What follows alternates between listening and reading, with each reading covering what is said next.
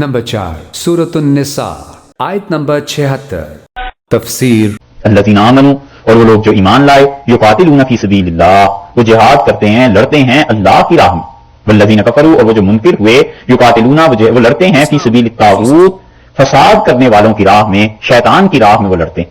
یہ بار بار جو فی سبیل اللہ کی قید لگائی جا رہی ہے نا برابر اوپر بھی آیا ہے کہ ما لکم لا تقاتلون فی سبیل اللہ یہاں پھر آ گیا ہے کہ الذین آمنوا یقاتلون فی سبیل اللہ. یہ بار بار سبیل اللہ کی جو قید لگائی جا رہی ہے اس کا مطلب یہ ہے کہ مومن انسان اس کو لڑنے کے لیے اللہ کی راہ میں ہونا چاہیے کہ اس کی نیت درست ہو اللہ کی راہ میں لڑے ایک.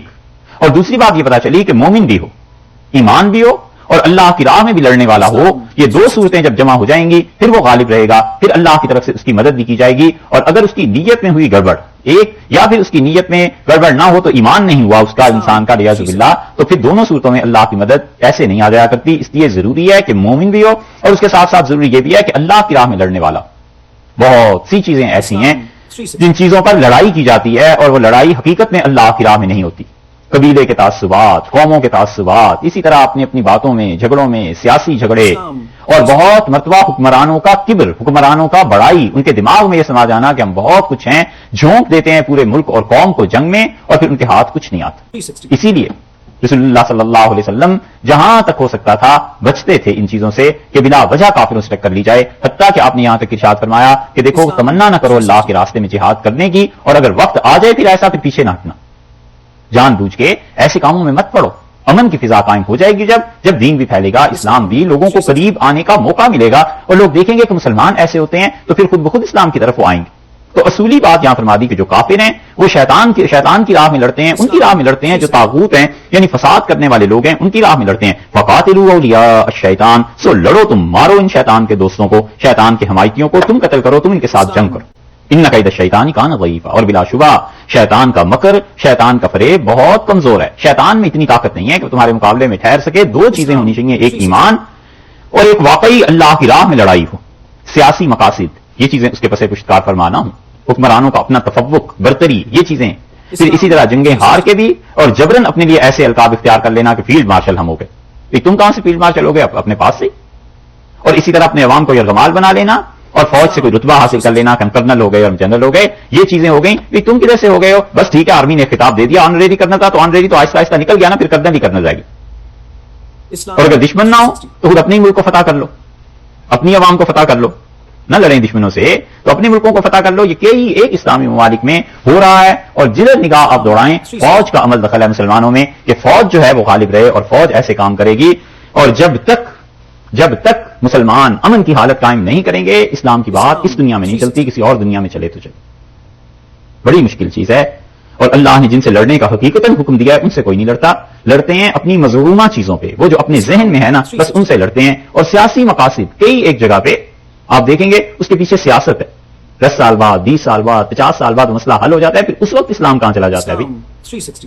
تو اللہ نے فرمایا شیطان اس کا مکر کوئی چیز نہیں ہے تمہارے سامنے ضعیف ہے سست ہے کمزور ہے. بس تم میں دو چیزیں ہونی چاہیے ایک ایمان اور ایک دوسری چیز یہ ہونی چاہیے کہ تمہاری نیت درست ہو ایمان والے بھی ہو اور اللہ کی راہ میں لڑنے کی نیت ہو.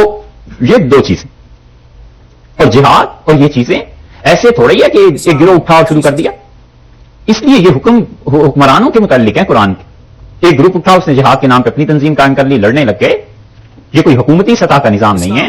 یہ تو قبائلی جیسے جنگیں ہوتی ہیں ویسے ہی نظام ہو جائے گا. وگرنہ حکومت کی سطح پہ حکومت باقاعدہ ڈکلیئر کرتی ہے کہ ہم یہ جہاد کر رہے ہیں کافروں کے خلاف لڑ رہے ہیں اب لڑو. اصولی بات ہمیشہ یہ خیال میں رہے کہ جو ایک دوسرے کے ملکوں میں سفیر بھیجتے ہیں آخر یہ کیا چیز ہوتی ہے.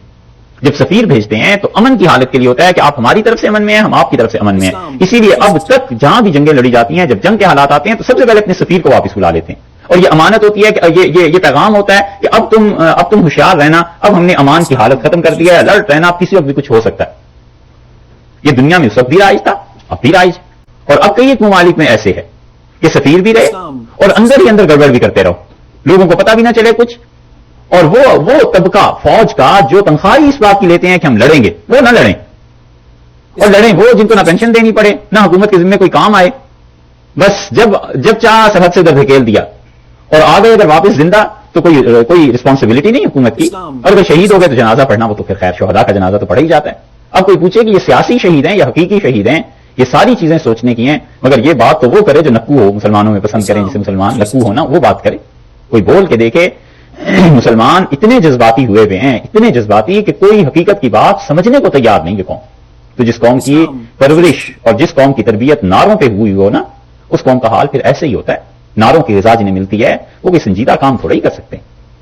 اسی طرح ریاستیں ٹکڑے ٹکڑے ہو جاتی ہیں۔ 1530 1540 50 اس میں یہ شروع ہوئے تھے سکھ، اور اب تک دیکھ لو کتنے سو برس ہو گئے، یعنی 450 برس کے قریب ہو گئے، اور 450 سال میں سکھ مسلسل اس کام کے لیے کر رہے ہیں، کوششیں کر رہے ہیں کہ کہیں زمین پہ ایک خطہ مل جائے اور اس خطے کی بنیاد پر مذہب قائم ہو جائے۔ اب تک نہیں ہو سکا۔ اگر گرو نانک زندہ رہتے اور تو اسلام کے لیے آ جاتے، اور ان کے ہاں سکھوں کے ہاں ابتدائی طور پر توحید تھی اللہ کی، ان کے جو گرو بعد میں آئے ہیں ان میں بھی توحید تھی، لیکن جہانگیر کے زمانے میں جو انہوں نے خسرو کا ساتھ دیا نا سکھوں نے، خسرو تو جہانگیر کے بیٹے تھے نا، اور انہوں نے کر دی باپ کے خلاف بغاوت، کیا وہی جو ان کے باپ نے کیا تھا۔ جہانگیر نے بھی اکبر کے خلاف بغاوت کی تھی۔ پٹڑی سے اتر رہا ہوں، جہانگیر نے بغاوت کی، اکبر نے بیٹے کو جیل میں ڈال دیا۔ تو بادشاہ تھا اکبر ملنے گیا جہانگیر سے، اس نے پوچھا کہ بیٹے سزا تو تمہیں بھگتنی ہے مگر کوئی کام ہو؟ تو کہنے لگا جیل میں وقت نہیں گزرتا، کچھ بچوں کو بھیج دیں تو انہیں پڑھاتا رہوں۔ تو اکبر نے تھپڑ مارا اور اس نے کہا ملک پہ حکمرانی نہیں ہو سکی تو بچوں پہ کرو گے؟ انہوں نے کہا مغلوں کے خون سے حکمرانی نہیں نکلتی۔ تو یہی بات ہوئی، پھر خسرو نے جہانگیر کے خلاف بغاوت کر دی، اور اس بغاوت میں سکھوں کا ہاتھ بھی تھا۔ سکھ چاہتے تھے کہ خسرو جو ہے شہزادہ قابو میں رہے، اور کہیں نہ کہیں ایسی جگہ مل جائے گی جہاں سکھ اطمینان سے اپنی رسومات سب چیزیں ادا کر سکیں گے۔ 450 سال ہو گئے خالصتان کا نعرہ، اور ہندوستان کے جتنے دشمن تھے جو بھی ہوں، انہوں نے خالصتان کی تحریک کی بھی بھرپور مدد کر دی کہ بھئی کسی طرح تم ظلم کرتے رہو، اپنے ملک میں ہنگامے کرتے رہو، یہ سب کچھ اب تک قائم نہیں ہو سکا۔ وجہ اس کی بنیادی طور پر یہ ہے کہ یہ سکھ جو تھے یہ تو مسلح تنظیم تھی، اسلحہ آ گیا، گرو نانک نے تو نہیں دیا، اس کے بعد بھی نہیں ہوا، اور ان کے تیسرے چوتھے گرو جو تھے ان کے زمانے سے اسلحہ جو شروع ہوا ہے، تو پھر انہوں نے مغلوں سے ٹکر لینی شروع کر دی حکمران وقت سے، اور اسی وجہ سے اورنگزیب نے ان کے ایک گرو کو مارا تھا، گوبند کو۔ دلی میں ہم نے دیکھی ہے وہ جگہ جہاں ان کی قبر ہے ابھی تک، تو اس جگہ پہ انہوں نے مارا تھا، اس لیے کہ بنیادی طور پہ صحیح لفظ یہ کہنے چاہیے کہ بدماشیاں کرتے تھے بہت زیادہ، قافلے لوٹتے تھے، پیسے لے لیتے تھے، اور اس کے بعد جو کچھ انہوں نے کیا ہے اللہ الحفیظ، توبہ توبہ، اتنے ظلم کا تصور ہمیں نہیں معلوم کہ کہیں ہوا ہو، یا تو ان عیسائیوں نے کیا ہے پروٹیسٹنٹ جو تھے ان کے ساتھ، یا پھر عیسائی یہودی کرتے رہے ہوں گے۔ تیسری قوم اگر کہیں لکھی جائے گی دنیا کی تاریخ میں تو یہ سکھ ہوں گے۔ اپنے مخالفین کو پکڑتے تھے، باقاعدہ پنجرے بنائے ہوئے تھے، بڑے بڑے 6-6 7-7 فٹ کا بڑا پنجرا، اور اس پنجرے کو ایسے باندھ دیتے تھے اور نیچے آگ جلا دیتے تھے اس کی، اور وہ آدمی بھن جاتا تھا اندر ہی اندر، اور دیکھتے رہتے تھے کہ مرا، یعنی خوش ہوتے تھے، پھر نیچے اور الاؤ چلا دیتے تھے، ہوتے ہوتے وہ آدمی اندر مر جاتا تھا۔ اور اسی طرح یہ جانوروں کے ساتھ بھی کرتے تھے کہ کئی جانور پکڑ لیے، چڑیاں اور اس قسم کی چیزیں، اور انہیں ایک پنجرے چھوٹے میں بند کیا، نیچے سے آگ جلائی، اور وہ پرندے مر رہے ہیں اور وہ بھن رہے ہیں، ان کا گوشت بھی کھاتے تھے، خوش بھی ہوتے تھے۔ یہ اسی لیے ناکام ہیں کہ انہوں نے پوری ایک تنظیم ایسی بنا دی کہ اسلحے کی بنیاد پہ تو کام اس طرح تھوڑے ہی ہوا کرتے ہیں۔ اللہ نے فرمایا ہے جو ایمان والے ہیں وہ لڑتے ہیں اللہ کی راہ میں، کیوں؟ اس لیے کہ زمین پہ ظلم مچ گیا۔ یہ جتنا کچھ مسلمانوں نے جہاد کیا اور لڑے ہیں، ہمیشہ دیکھنا مسلمانوں نے دنیا میں عدل قائم کرنے کے لیے لڑائیاں کی ہیں۔ مسلمانوں نے کہا کہ جو اقوام دنیا میں عدل نہیں کر رہی اور جہاں پر لوگ پس رہے ہیں، ہم اس ظلم کو ختم کریں، بس اتنی بات۔ سارے جہاد کا مقصد یہی تھا۔ حضور اکرم صلی اللہ علیہ وسلم کے انتقال کے بعد یہ جتنے علاقے فتح ہوئے ہیں، ایران فتح ہوا ہے، عراق ہے، مصر ہے، شام ہے، یہ سارے کے سارے حتیٰ کہ ہندوستان تک یہ لوگ جو پہنچے ہیں، بنیاد یہی تھی کہ جتنے کافر حکمران ہیں اپنی رعایا پہ ظلم کرتے ہیں، اور انہیں ان کے مظالم سے نجات دلائی جائے، اور اللہ کے بندوں کو اللہ کے ساتھ متصل کر دیا جائے، جوڑ دیا جائے۔ اسی لیے حضرت سعد رضی اللہ عنہ کو جب وہ ایران پہ حملے کے لیے گئے تھے تو رستم یہ دربار میں آیا، اور اس وقت جو بادشاہ تھا اس نے بلایا، اور بادشاہ نے پوچھا، صحابہ رضی اللہ عنہ میں سے ایک غالباً ابن ربیع گئے تھے، تو اس نے کہا کہ تم لوگ کیوں آئے ہو، اپنے ملک میں اطمینان سے کیوں نہیں رہتے؟ تو انہوں نے بڑا اچھا جواب دیا، انہوں نے کہا لے کہ اس لیے آئے ہیں کہ اللہ کے بندوں کو بندوں کی غلامی سے نکال کے اللہ کی غلامی میں داخل کریں، بس ہم اس لیے آئے۔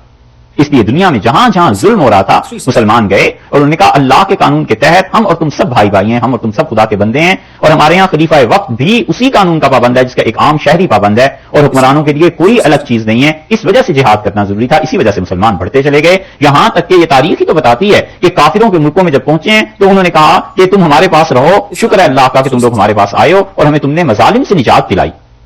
کئی جگہ پر ایسے ہوا ہے کہ مسلمانوں نے معاہدہ ختم ہوا، اس علاقے کو چھوڑا، تاریخ اٹھا کے دیکھنے کے لوگ روتے تھے اور کہتے تھے کہ خدا تمہیں دوبارہ واپس لے آئے، ہمارے حکمرانوں نے اتنا ظلم کیا اور تم اتنے عدل والے انسان ہو، تم اتنے انصاف والے انسان، کوئی تو آخر وجہ ہوگی۔ کیوں اس عمر رضی اللہ عنہ اتنے بڑے علاقے کو فتح کرتے چلے گئے؟ کیوں اس عثمان رضی اللہ عنہ کے زمانے میں مسلمان آرمینیا تک پہنچ گئے؟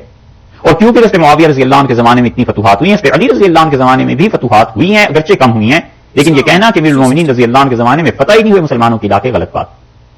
آپ نے فتوحات کو دیکھنا ہو تو الفاروق جو کتاب لکھی ہے شبلی نعمانی نے، اس کا وہ نقشہ دیکھیے جو انہوں نے بالکل پہلے ایڈیشن میں تھا. اب تو نقشہ ختم ہو گیا، بیچ میں سے کتاب سے اڑا دیا ناشروں نے، لیکن صحیح معنی میں انہوں نے جرمنی کے ایک انجینئر تھے، ان سے تیار کروایا تھا، اور اس سے پتا چلتا ہے کہ حضرت فاروق اعظم رضی اللہ عنہ کے دور میں کتنی فتوحات ہوئی ہیں. اور وجہ بنیادی طور پر یہی کہ اللہ کی مخلوق کو بندوں کے ظلم سے نکال کے اللہ کی غلامی میں دے دیا جائے، یہ چیزیں کی جائیں. بس یہی جذبہ تھا جس کے تحت مسلمان ہندوستان پہ آئے تھے.